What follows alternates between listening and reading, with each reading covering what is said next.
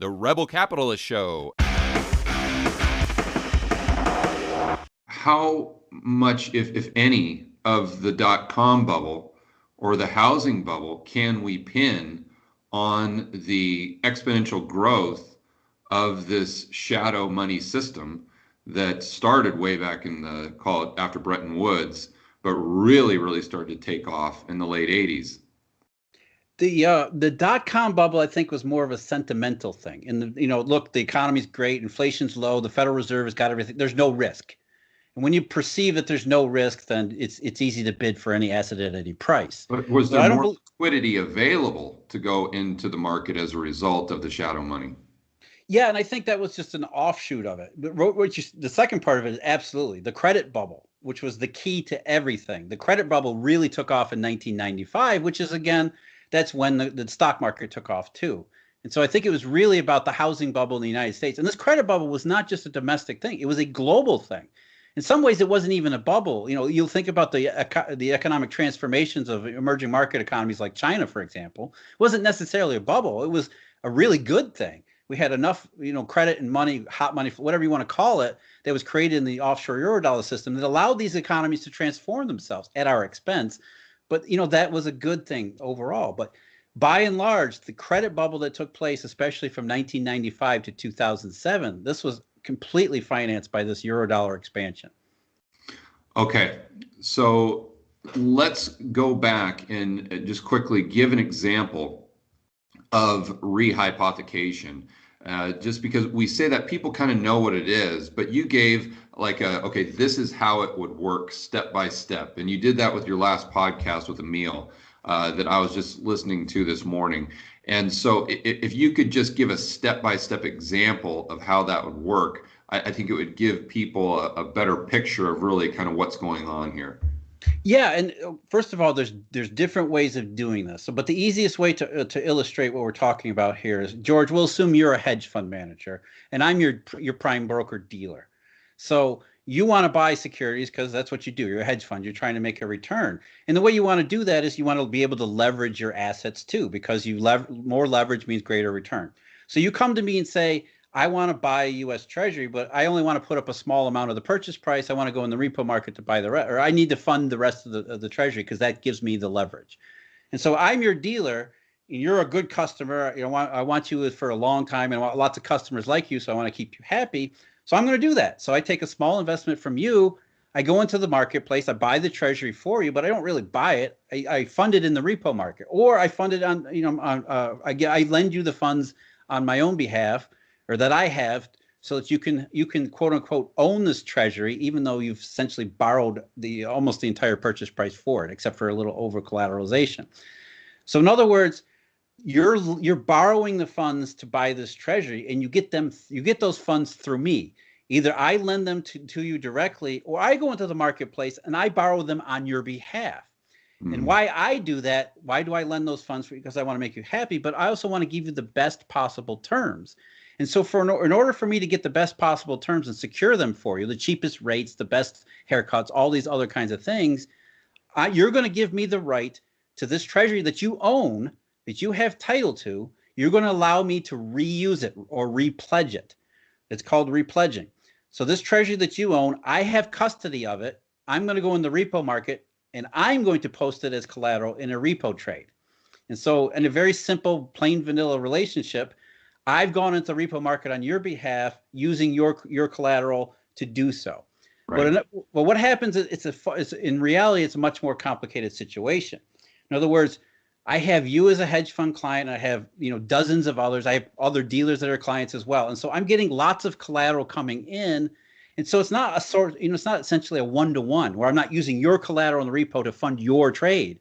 What ends up happening is I have lots of collateral from you and everybody else coming in, and I just use that collateral on everyone's behalf to secure my own activities. In fact, a lot of my money dealing activities and derivatives and other things are based upon this pool of collateral that I've obtained that's not mine. I don't own this collateral. It's given to me with specific rights to reuse it. And the way I reuse it is I repledge it into either the repo market, derivatives, whatever needs collateral. I now have a pool of available collateral in my custody that I can use for my own activities Because it benefits my customers. That's the rationality here.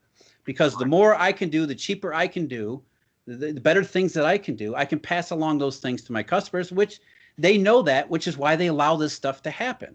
Because if you're a hedge fund speculating whatever instrument and your broker dealer gives you the best possible terms and he says, oh, by the way, I got to reuse your collateral, hey, go ahead, knock yourself out. That's awesome.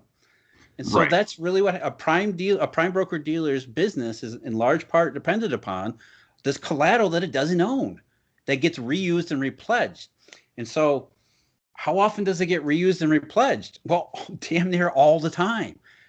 Some study, it's different for whatever study. And the fact that we have to study this stuff tells you how much of it's in the shadows to begin with. We don't know. Why don't we know? Well, we have to go back and certain people pick out, dealer samples and they say, well, 85 or 90% of all treasuries, for example, they get repledged. That's a huge amount from for all these dealers are taking in collateral to get repledged.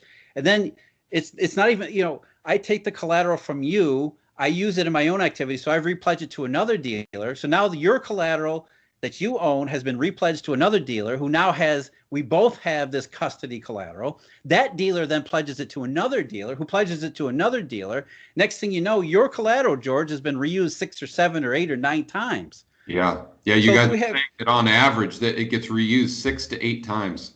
Yeah, which again, we get these numbers from, these intermittent studies. Every once in a while, somebody goes back and says, hey, we should look at the collateral system. And, it boggles my mind and think, why do we have to have studies where you have to sample deal? Why don't we know this stuff for sure? And the reason is, going back to what we started off our discussion with, central banks, regulators decided a long time ago they didn't want to care about the details of the monetary system. And this collateral stuff, repledging, reusing, is a huge part of it. Yeah, I mean, that's probably what Salomon Brothers discovered, and that's why they were willing to take all that insane amount of risk to lose their license, because they could make so much money rehypothecating this pristine collateral, or just giving it, or what however they were manipulating the system, or creating these contracts that who knows if they'd hold up. It's just that's. Oh, we've only scratched the surface here. We're just giving simple examples. We haven't even talked about securities transfer, collateral transformation, and other. The real meat and potatoes of the securities lending business. I mean, it's just this reusing and repledging stuff goes in. It's horizontal as well as vertical. I mean, it gets you reuse the same collateral all sorts of number of times, but it's also the basis for transformation, where you take risky junk and make it look like it's a U.S. Treasury. Right. So you have this, it's like a huge ball of collateral. It's supposed to be owned by certain people, but it's ownership. What does ownership really mean in this case? Because it gets reused, it pledged, there's repo fails, there's all sorts of, fuzziness that takes place in this collateral space, which is enormous. And as we said before, this is underpinning the entire global financial system. This is the key point to the structure of the global monetary system, whether it's U.S. dollars or not. It's all across all currencies. Right, but what I was thinking when you were talking about that with Emil, and still what's going through my mind, because you always talk about there being a collateral shortage, that there's not enough pristine collateral. But I'm asking myself the question: is that the problem, or is it that the financial system is just way too big, and it's just trying to create collateral, and therefore it looks like it's a shortage, but it's the system that's gone rogue and is out of control? Well, that's actually two different problems. You're exactly right. And the safe assets shortage is really, it's saying, hey, look, the system as it actually is, which may not be the system we really want because it doesn't work, but the system as it actually is does not have enough safe collateral. That's definitely but the other question is, do we want this system that can't create its own collateral? And really, that's what collateral transformation and securities lending is about. It's trying to deal with this collateral shortage and bringing in other kinds and packaging them up and doing all sorts of strange transactions to increase the amount of safe collateral being repledged and reused. And that's kind of a weird thing, right? Because we're talking about, there's a collateral multiplier too. It's not just, money. We have collateral is a currency-like system all its own. And it's almost like a fractional reserve system, because owners are and you're owner of this collateral, which is very currency like, which you're right, that's what Salomon Brothers figured out in the 1980s and early 1990s. This was the real money here. This was the money we want to get involved with. And so if we have this multiplication through reuse and repledging, is that really something we want to take place? Because think about what repo is supposed to be, repurchase agreement. This is supposed to be collateralized lending, the safest kind of lending. When we're talking about repledging and rehypothecation, we're completely redoing the whole thing. And by the way, since the financial crisis, unsecured markets have essentially dried up. And so over the last 13 years, repo is now pretty much the only game in town as far as funding markets go. So it's not like we're moving toward a solution to this problem. We're moving away from us. We're making repo and collateral even more essential than it was before. And so if there is a safe asset shortage, given the way things are, and there is, what that means is the system is trying to deal with it. And in some ways it tries to deal with this safe asset shortage is they're not good.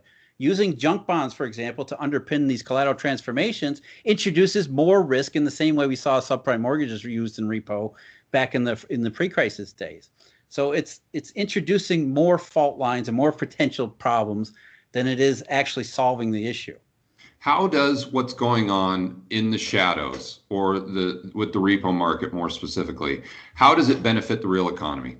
Because I sit there and think to myself, okay, the wealth in the economy is the goods and services it produces. And how does what's going on, what we just talked about over the last 20 minutes and what we described, how does that benefit the real economy?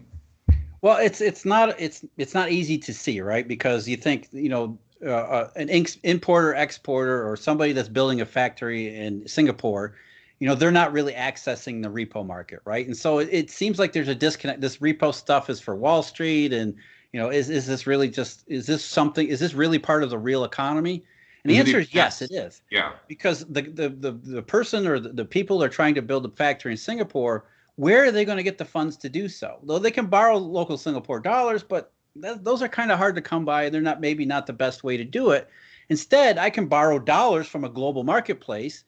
From really, when the Eurodollar system is expanding, we can borrow these dollars very cheaply and easily and efficiently to allow us to build this real wealth in the real economy. And where do those dollars come from? Well, they come from the banking system that participates in these financial markets, including repo. So repo is the key part of this global monetary system that greases the wheels for real economic activity all over the place. So the repo market is really the key to the Eurodollar system itself. It is, yeah, absolutely. And I say, the repo market to me is the lender of last resort, not the Federal Reserve or any of the central banks. When you have no other alternative because of some other things, whether it's commercial paper breakdowns or anything, as we saw earlier this year, repo is your last resort. If you got collateral, you can stay alive.